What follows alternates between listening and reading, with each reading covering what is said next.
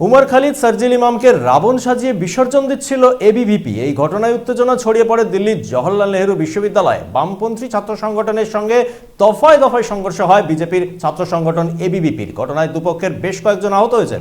উমর খালিদ সার্জিল ইমামদের রাবণ সাজিয়ে বিসর্জন দেওয়ায় উত্তপ্ত হয়ে ওঠে দিল্লির জওহরলাল নেহরু বিশ্ববিদ্যালয়। বামপন্থী ছাত্র সংগঠনগুলোর সঙ্গে দফায় দফায় সংঘর্ষ হয় বিজেপিপন্থী ছাত্র সংগঠন এবিভিপির। রাবণ দহন অনুষ্ঠান চলছিল। সেই অনুষ্ঠানে বামপন্থী ছাত্র সংগঠনের নেতাকর্মীরা পাথর ছোড়ে বলে অভিযোগ। একই সঙ্গে শোভাযাত্রার উপরও পাথর ছোড়ার অভিযোগ ওঠে। সেই অভিযোগ অস্বীকার করে বামপন্থী ছাত্র সংগঠনগুলো। দুপক্ষের সংঘর্ষে আহত হয়েছেন বেশ কয়েকজন। এদের মধ্যে অনেকেই ছাত্রী। বামপন্থী ছাত্র সংগঠনগুলো বলেছে সার্জিল ইমাম, উমর খালিদরা এনআরসি সিএ এর বিরুদ্ধে প্রতিবাদ করেছিলেন। তাদের বিরুদ্ধে কি ব্যবস্থা নেওয়া হবে তা নিয়ে সিদ্ধান্ত নেবে আদালত। কেন রাবণ সাজানো হয়েছে সার্জিল আর উমরকে তার জবাব দেয়নি এবিভিপি।